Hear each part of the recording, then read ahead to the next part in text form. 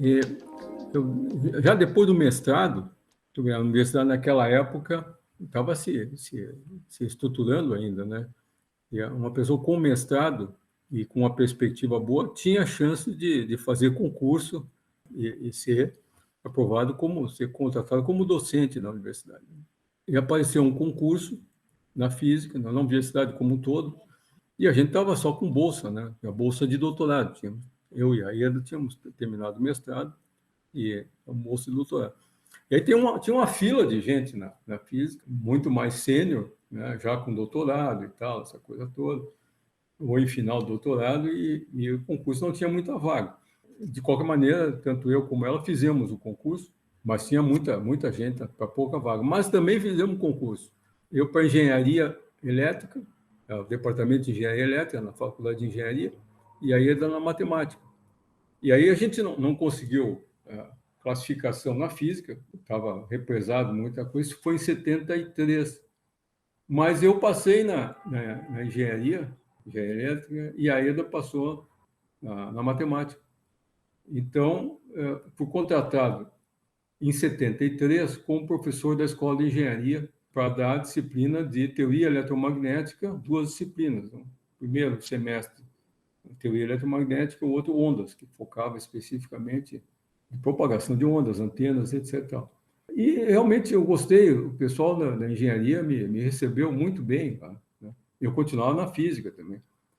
E ajudei, a engenharia não tinha uma tradição naquela época de pesquisa, e eu construí um laboratório usando o apoio da oficina mecânica do Instituto. Isso é outra coisa, né? Uma pesquisa arrasta uma série de infraestrutura. Nós tínhamos uma oficina razoavelmente boa, mecânica, uma oficina de vidro, se tem vácuo, essas coisas, essas técnicas básicas para física experimental. Isso já tinha implantado. E aí usei isso aí, fiz um laboratório lá de micro-ondas, com material, inclusive, sucata doado pela FAB, né, de um radar antigo que tinha, etc. Tal. Houve novo concurso da física para professor assistente, e eu fiz, e aí consegui vaga, entrei na física. Como professor assistente, larguei a engenharia, dei mais um semestre lá, e entrei na física como professor assistente, e depois logo fui para adjunto. Isso em 74, acho que adjunto eu fui rapidamente, porque aí era por título e tal, essa coisa toda.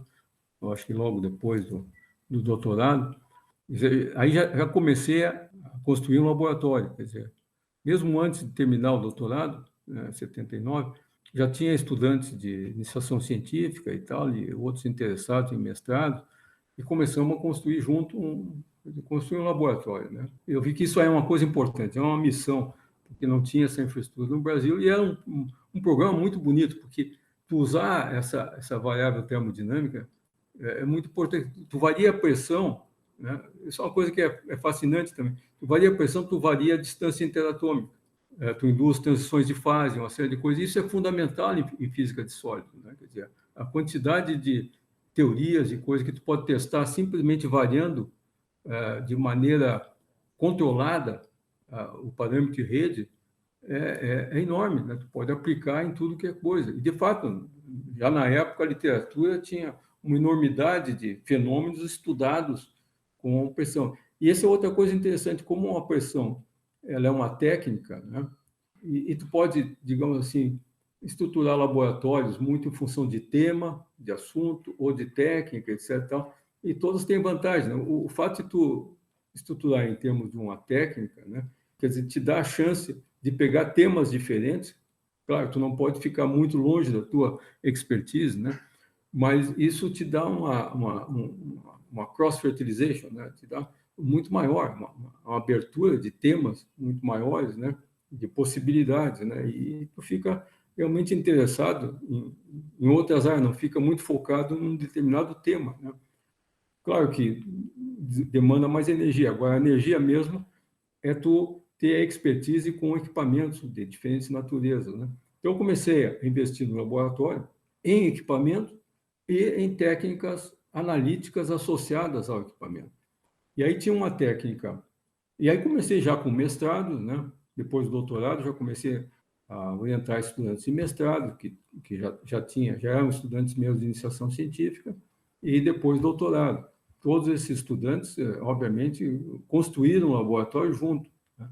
Hoje eu tenho muita satisfação de ver que a coordenadora do laboratório é a professora Naira Balzaretti, que foi minha estudante de iniciação científica, de mestrado e doutorado, e hoje coordena o laboratório, né? Eu estou aposentado, vou no laboratório, agora não por causa da pandemia, vou pouco agora, né? Mas é uma grande satisfação. É a nossa diretora também do Instituto hoje. E vários estudantes brilhantes, né, substancialmente construíram junto, né, esse processo, com técnicas diferentes, etc. E tal. E aí tem duas coisas interessantes, né? Primeiro, tinha uma técnica que na época era muito nova e que eu estava interessado realmente em trabalhar.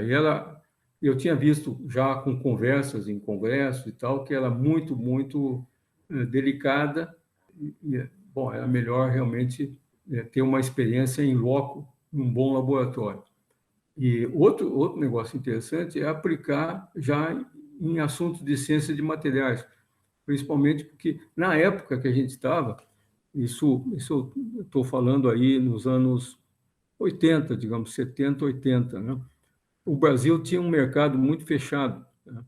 E tinha todo um espírito, né?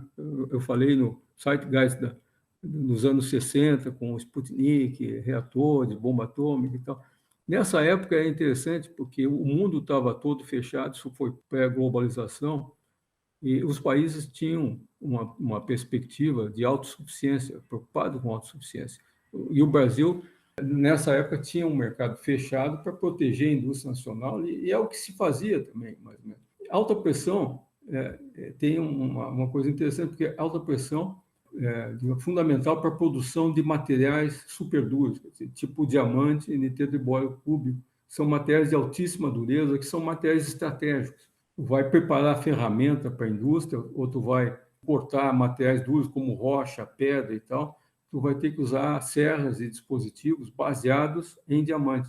Por exemplo, com a serra diamantada, tu tem grãozinhos de diamante impregnados no metal e aqueles grãozinhos é que cortam. E a partir dos anos 60, a General Electric foi a pioneira de fabricar diamante sintético, começou a industrializar. E aí caiu o preço, isso é muito bom, e começou a aumentar muito as aplicações. E, posteriormente, compactos de diamante, né? Quer dizer, tipo de uma cerâmica, um diamante aglomerado, sinterizado, que é fundamental para cortes e para uma série de... Hoje está tão popular que tu compra no supermercado umas liminhas de diamante, quer dizer, são grãozinhos de diamante que tu fixa com um depósito eletroquímico de níquel, alguma coisa que fixa numa base. Claro que não dura muito, certo? Porque o grão se desprende, mas para tu ver a ideia, né?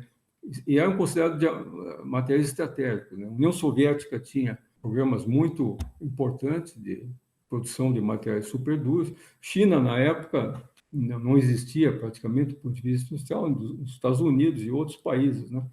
Então, uma das coisas foi meu interesse em célula de tecnologia nova, que é basicamente produzir pressão com dois diamantes opostos um contra o outro, tipo brilhante, e tu corta ele, fica uma área muito pequena, e aí tem que ter um alinhamento muito bom, tem uma série de coisas. E a outra coisa é construir câmaras grandes de alta pressão, que nós fizemos, que além da atividade científica, né, interessante, porque tu pode produzir materiais novos, medir, etc., são fundamentais para tu ter uma tecnologia no país de produção de materiais superduros. Então, comecei nessas duas áreas, né? Nós produzimos diamante sintético no Brasil, fomos os primeiros da América do Sul a produzir em laboratório, primeiro por alta pressão, depois por um outro processo, CVD, e isso tudo sempre associado com muitas teses, né? Muitos trabalhos científicos, né? Mas essa tecnologia, inclusive, fizemos uma excelente cooperação com a União Soviética, depois com a Ucrânia e tal. Foi possível, digamos assim, transferir algumas questões tecnológicas para cá. E teve uma tese de doutorado, inclusive, que foi justamente com o apoio de uma indústria, né, para fazer todo o ciclo de produção de diamante no Brasil. Nós conseguimos nacionalizar tudo. E aí foi uma tese que eu orientei como orientador da engenharia também, eu trabalho em engenharia de materiais. E isso foi interessante, né? Quer dizer, só não foi feito uma indústria aqui porque, na época, quando se terminou esse tipo de trabalho, estava começando a abertura e aí os preços caíram, né? E não tinha mais esse interesse tão grande, a empresa não implementou esse trabalho, né? Mas esse tipo de câmara desenvolvido nesse processo ainda está sendo usado no laboratório para uma série de coisas. Nos Estados Unidos, eu fui lá, na época, era o NIST, hoje é o NIST, National Institute of Standards Technology. É um laboratório muito grande dos Estados Unidos, né? Tem, assim, 2.000 e tantos PhDs e uma quantidade enorme de pessoas. É um laboratório de ponta que desenvolveu essa técnica chamada Diamond Anvil Cell, quer dizer, célula de bigornas e diamante, fazendo uma tradução livre, né? E foi desenvolvido lá. Aliás, é uma coisa interessante da física e na parte de instrumentação, né? Quer dizer, as coisas absolutamente improváveis, malucas, de repente começam a funcionar. Quer dizer, quem é que imaginar que botava 2 diamantes, 2 brilhantes, imagina, brilhante tipo joia, né? 0,3 quilates, 0,4 quilates, e aperta um contra o outro, bota uma chapa metálica entre eles e faz aquilo do jeito certo, com o equipamento certo para medir uma coisa tão pequenininha, e isso vai ser um instrumento de gerar pressão confiável, extremamente rico. Hoje em dia, são milhões de atmosferas que tu consegue gerar com um negócio desse e vai aperfeiçoando essas técnicas, né? A história dela é muito interessante também, né? Começou, inclusive, se tu partir disso aí do início, ninguém vai fazer um troço. Mas o NIST, que na época se chamava NBS, National Bureau of Standards, é um departamento de padrões, mas com uma base científica fantástica, né? Como disse, ciência de ponta, né? Um prêmio Nobel, inclusive.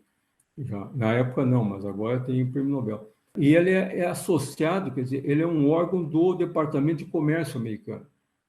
Então, essa base científica toda também é utilizada para ter padrões de alta confiabilidade, desenvolver padrões e também digamos, de ajudar o Departamento de Comércio naquilo que precisa. E uma das coisas que eles tinham, interessante, é a diamante, que era confiscado, tá? Eles tinham acesso a diamante que era confiscado na alfândega.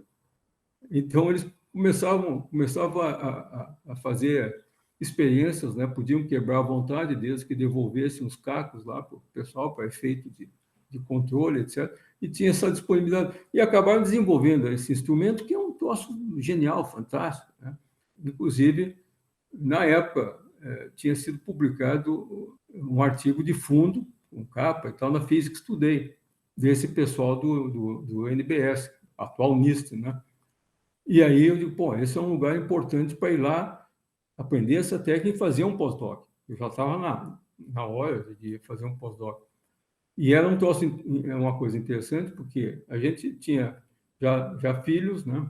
E a gente tinha que pegar um pós-doc bom para mim e para a Eda, minha esposa, que fez física de plasma. A gente terminou mais ou menos na mesma época. E ali em Washington, né? Ele estava na região de Washington, D.C., né? Capital, em Gaithersburg, uma região pertinho de Washington. E ela conseguiu também, justamente já tinha intercâmbio do grupo de plasma com a Universidade de Maryland. Então, fizemos o doutorado junto, alugamos uma casa lá perto da Universidade de Maryland, né, para ela ficar mais perto, e eu fazia um commuting, né, maior, mais ou menos 1 hora para ir, 1 hora para voltar, onde ficava o NIST, o NBS, que era em Gaithersburg. Isso foi feito em 83 e 84. Fomos para lá.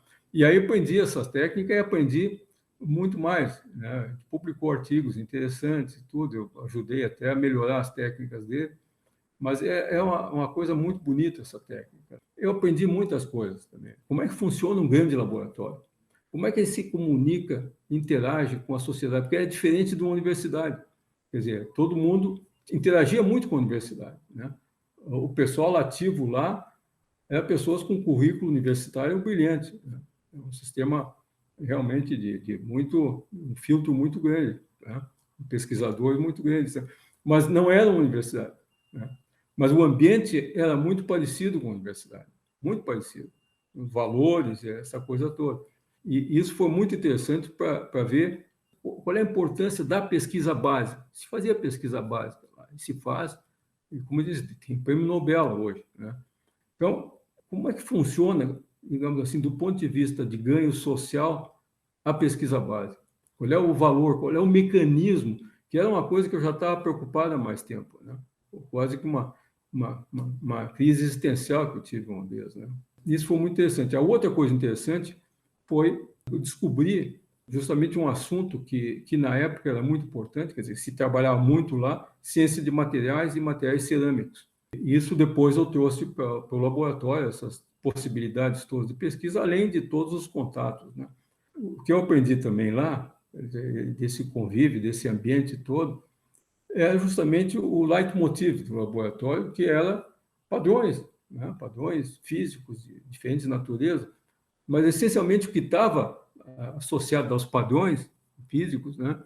Era justamente a capacidade que a instituição tinha de garantir ou de ter, digamos assim, confiança na sofisticação e no resultado dos padrões. Quer dizer, está no ápice de uma hierarquia que fatalmente, no final, vai chegar nas operações de medição, né, que são feitas. Por exemplo, o teu voltímetro vai medir a tensão, está calibrado com outro voltímetro, calibrado com outro, até chegar a um padrão nacional. E esse padrão nacional tem que ser trabalhado com tremendo conhecimento científico, né, de todos os fatores que estão influenciando naquilo. E aí tu precisa saber de muita ciência e, obviamente, os países todos, aí eu aprendi, cada país desenvolvido tinha o seu laboratório nacional de medições, metrologia, né, ciência da medição. Aí comecei a entender isso aí e ver que precisava muito da ciência básica. E esses laboratórios todos se encontravam num fórum internacional que coordenava o processo, que é o Bureau Internacional de Pesos e Medidas, o Bureau Internacional de Poids et Mesures, que foi formado já na Convenção do Método, 1875, que na época tinha os padrões físicos, né? Hoje em dia já não tem mais nem um metro, né? Nem um quilograma, já tem um padrão físico, né? É mais uma definição que é realizada, materializada nesses laboratórios nacionais e depois, então, percolada esse valor para vários laboratórios. E todo esse processo tem muito conhecimento. Então, eu fiquei a par desse processo todo. E, aliás, eu aprendi lá nos Estados Unidos, né, conversando com pessoas que estavam mais ligadas especificamente a essa rastreabilidade de padrões, essa cadeia de rastreabilidade. Eu fiquei sabendo que tinha no Brasil tinha algo parecido que se chamava Inmetro. Então, quer dizer, uma das coisas interessantes é isso, né? E saber que para tu fazer uma boa medição, tu precisa ter conhecimento de física básica, química básica, engenharia básica, mas essencialmente física básica. Então, ele era muito forte. Eu sempre encarei a universidade no seu papel acadêmico amplo. Tanto é que minha participação em comitês de empresas, em comitês do governo, né, que a gente normalmente participa, né, CAPES, CNPq, FINEP, essas coisas, como uma obrigação, né? No meu caso, eu estendi isso a contatos com a indústria, comitês da indústria, etc. Mas dentro da universidade também, eu nunca procurei fazer ações políticas, não é do meu estilo, né? Mas quando eu era instado a ter uma participação, digamos assim, fora um pouco da área de pesquisa, mas usar a expertise em, digamos assim, atividades mais administrativas, eu sempre fiz. Então, participei na universidade de vários comitês, órgãos, né? Coordenador de pós-graduação, chefe de departamento, essas coisas todas, vários comitês. Inclusive, uma coisa muito gratificante, né, que eu também não estava muito interessado, mas foi a presidência da Câmara de Pesquisa do Conselho Universitário. E aí foi muito interessante, olhando aqui, porque, claro, é uma obrigação também. Tu chega a um ponto que tu tem que... É uma atividade envolvente, né? não é o que tu gostaria de estar fazendo, pesquisa, ou mesmo ensino, né? Mas é uma coisa importante. Mas, no fim, são experiências novas, né? E teve uma oportunidade muito bonita de tu entender o que significa pesquisa dentro da universidade em outras áreas. E essa é uma coisa que sempre me fascinou, ver como é que as outras coisas funcionam, né? Eu assumi isso posteriormente, logo imediatamente é uma reforma do Estatuto Universitário, justamente essa área, de uma comissão específica do Conselho Universitário de Pesquisa, né? Ela tinha sido recém-criada, eu estava coordenando. Então, tu tinha que, de repente, entender o que é pesquisa em música, né?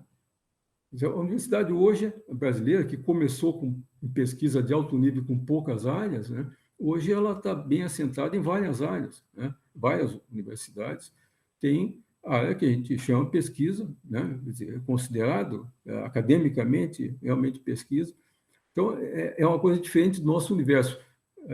Eu sabia, obviamente, o que era pesquisa em física, em química, em materiais, que foi uma área que eu atuei bastante também. Mas o que é pesquisa em letras? O que é pesquisa em música? O que é pesquisa em educação física, em história, né? Quer dizer, eu era o presidente da Câmara de Pesquisa, a Câmara de Pesquisa tinha sido recém-criada e que congregava, essa Câmara congregava representantes de comitês de pesquisa de diversas áreas, muitas delas incipientes ainda. Eu já gostava de filosofia e história da ciência, aí tive que me aprofundar muito, né, sobre o significado do conceito de ciência e de pesquisa. Foi muito interessante essa parte. Outra coisa também, dentro desse espírito, né, de atuação abrangente, foi de criação, junto com outros colegas da física, da química e da Escola de Engenharia, do curso de Ciência de Materiais na Universidade, pós-graduação em Ciência de Materiais, e do laboratório também de microscopia da nossa universidade, que foram ações transversais, né? De tu juntar várias pessoas, olha, temos que ter uma infraestrutura, temos que ter pesquisa, ciência de materiais é uma área interdisciplinar, então vamos dialogar, e foi muito interessante isso. Está sendo um curso hoje que funciona, né? Eu mesmo orientei várias pessoas no curso de ciência de materiais. Então, eu acho que esse espírito acadêmico, viu, é uma coisa muito importante de ser vivenciado na totalidade. Toda a minha atividade sempre, digamos, me assumi como professor universitário, como acadêmico, né? No IMETRO, várias atuações, inclusive fora do IMETRO me chamavam, por exemplo, Itamaraty, outros órgãos precisava algum apoio, etc. Eu sempre aparecia como professor da universidade, né? E eu achei isso é importante, né? É importante que a gente faça e a sociedade respeita e eu acho que valoriza quando a coisa é bem feita. Quer dizer, a minha vida está muito ligada com a universidade, desde as origens lá. Eu conheci minha esposa na universidade e começamos a nos conhecer melhor justamente no laboratório. Ela fazia mestrado, eu também, com orientadores diferentes, e aí começamos a namorar e fomos colegas de cursos de pós-graduação, né? Os nossos filhos todos, né? Nós temos 4 filhos, hoje estão todos grandes, formados, todos eles cursaram a nossa universidade, então tem uma relação muito de família, né? Eu sempre tive, com relação à minha infância e juventude, um sentimento de pertencimento à família. Eu transfiro esse sentimento agora para a universidade, para a comunidade acadêmica, né?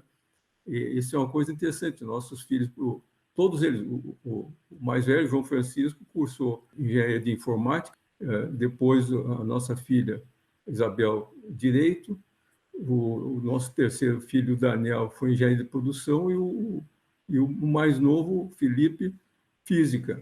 E todos eles fizeram pós-graduação. O Felipe, inclusive, seguiu a carreira de física, se doutorou em Berkeley e agora é professor de Stanford, né?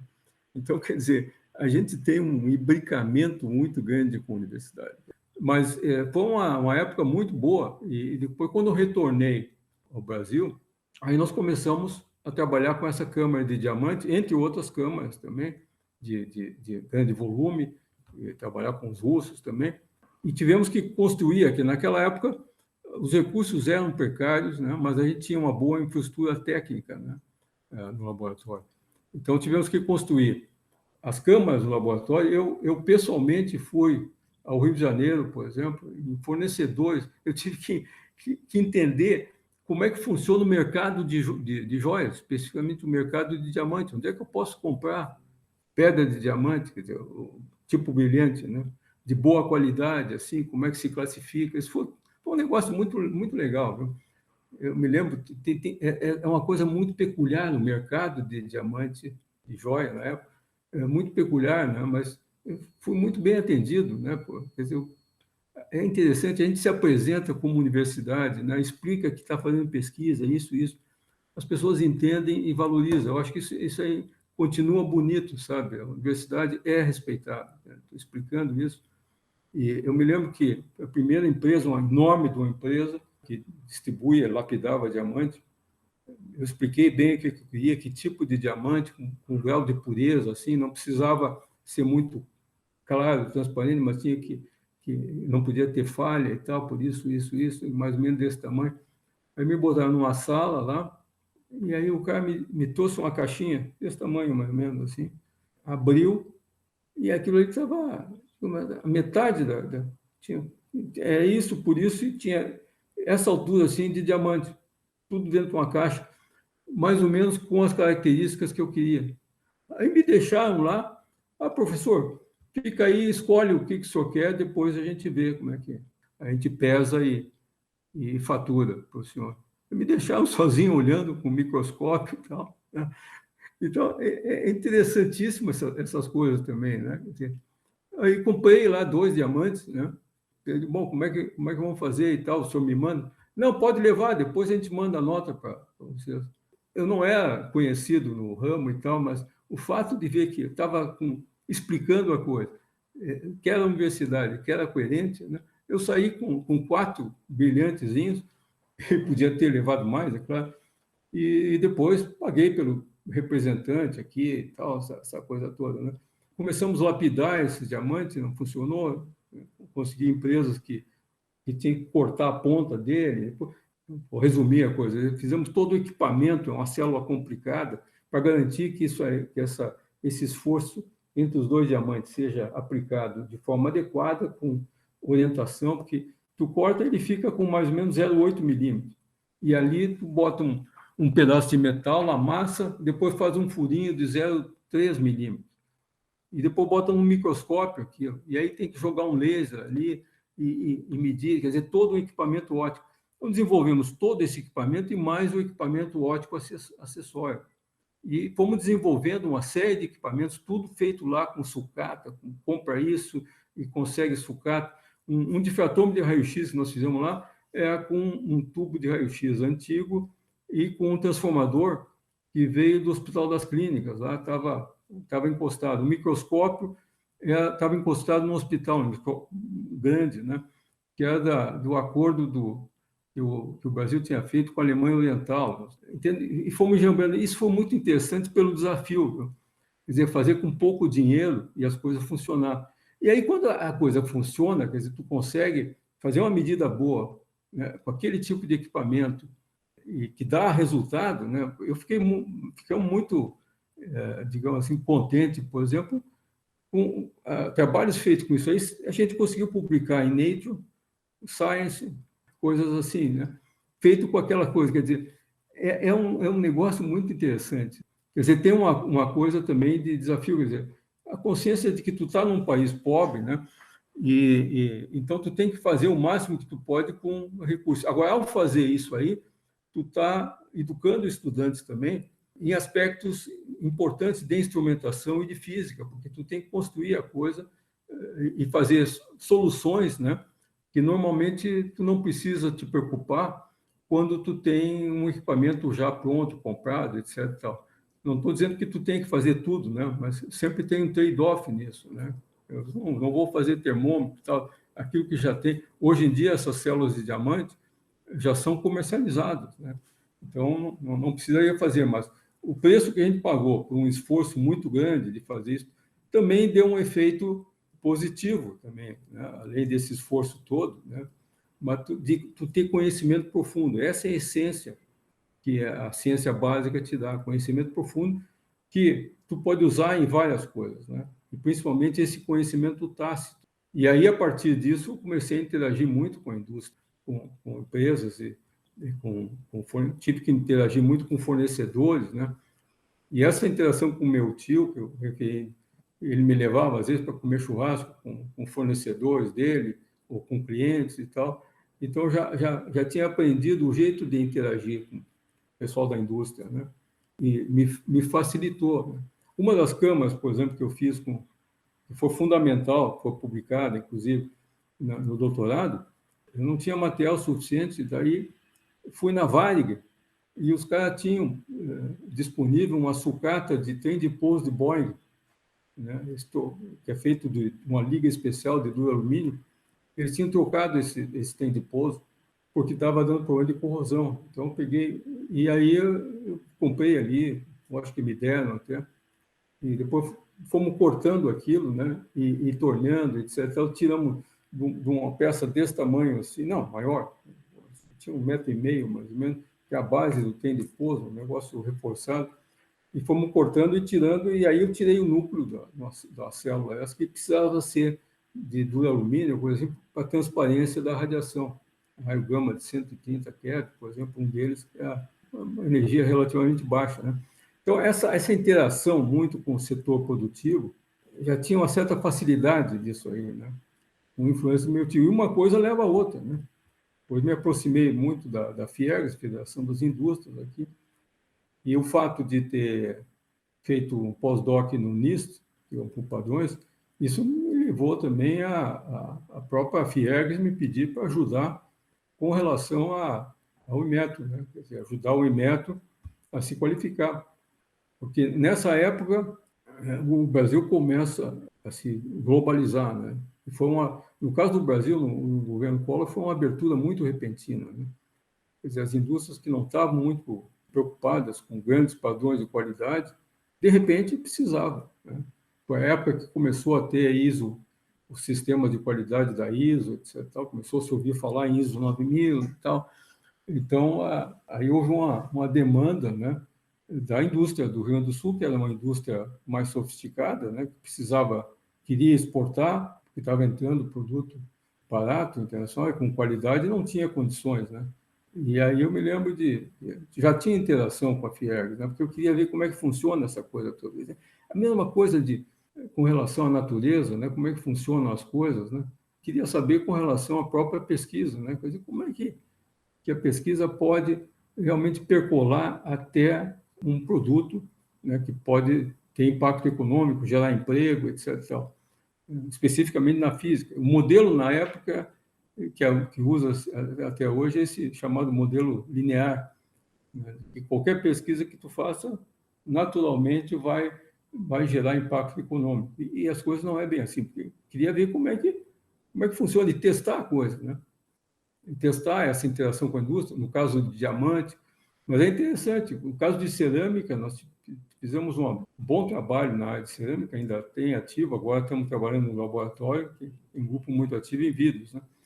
Mas daqui surgiu uma pequena empresa de cerâmica de alta tecnologia, que está ativa até hoje, a Jomon.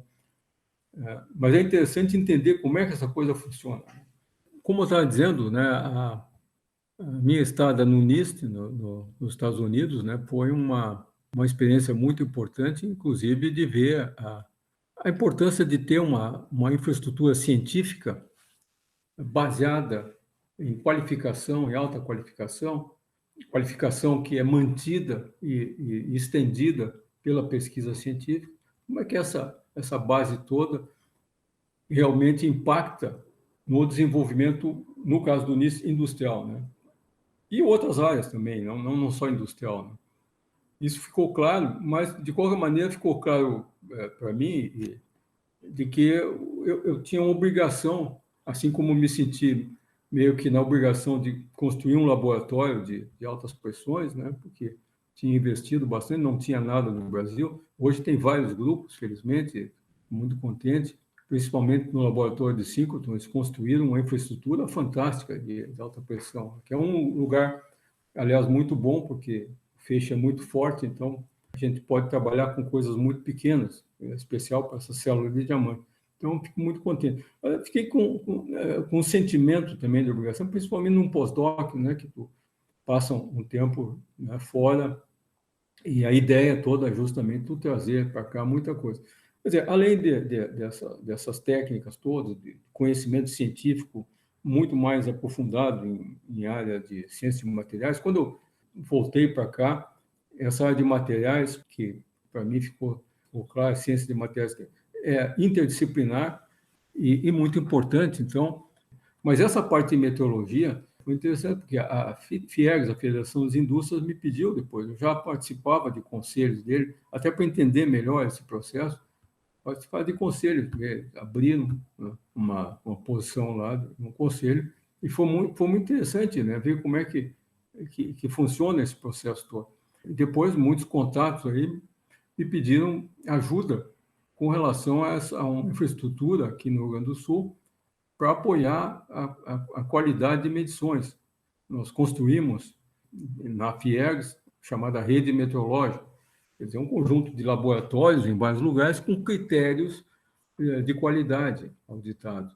E, a partir disso aí, membros da FIEGS me pediram para ajudar no Inmetro, a qualificação. Eu tive no Inmetro, depois que eu vim do NIST, eu tive no Inmetro até para conhecer o equivalente. Claro que não tinha um staff nada comparável com o NIST, né? E o Brasil estava precisando. Antes o Brasil era meio fechado a economia, né? Mas uma economia aberta tu precisa ter, porque os sistemas de atestamento de qualidade com ISO 9000 demandam um processo formal de medições, né? Rastreadas, etc. E outros componentes, né?